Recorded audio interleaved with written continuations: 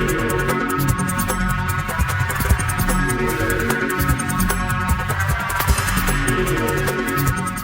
الرحمن الرحيم، وأهلا وسهلا بحضراتكم معايا النهاردة في حلقة خاصة من سلسلة حلقات أبطال مصر في الكاراتيه المشاهير. أبطال مصر المشاهير في الفترة من 2012 لغاية 2022.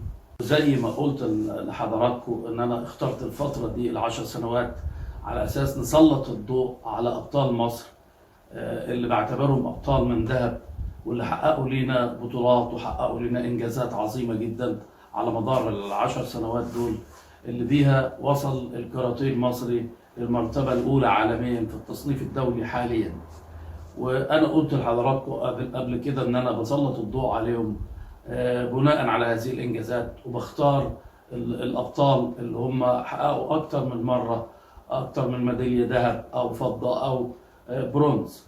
فطبعا أنا بختار منهم النهاردة، يعني هسلط الضوء على أبطال الكاتا المصريين اللي هم ال3 لاعبين اللي أنا حددتهم، اللي كانوا بيلعبوا منهم فردي وبيلعبوا منهم كاتا فرق.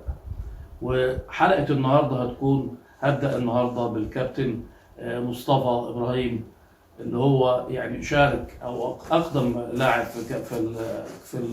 في اللاعبين دول، اللي هو مع الفريق الكاتا الجماعي بتاع مصر، واللي حققوا نتائج مشرفه جدا مع بعض.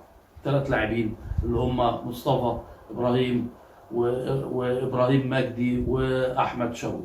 وهختار طبعا ليه لقطات من وهو بيلعب كاتا فردي، ولقطات ليه مع الكاتا الفرق مع زمايله احمد وابراهيم.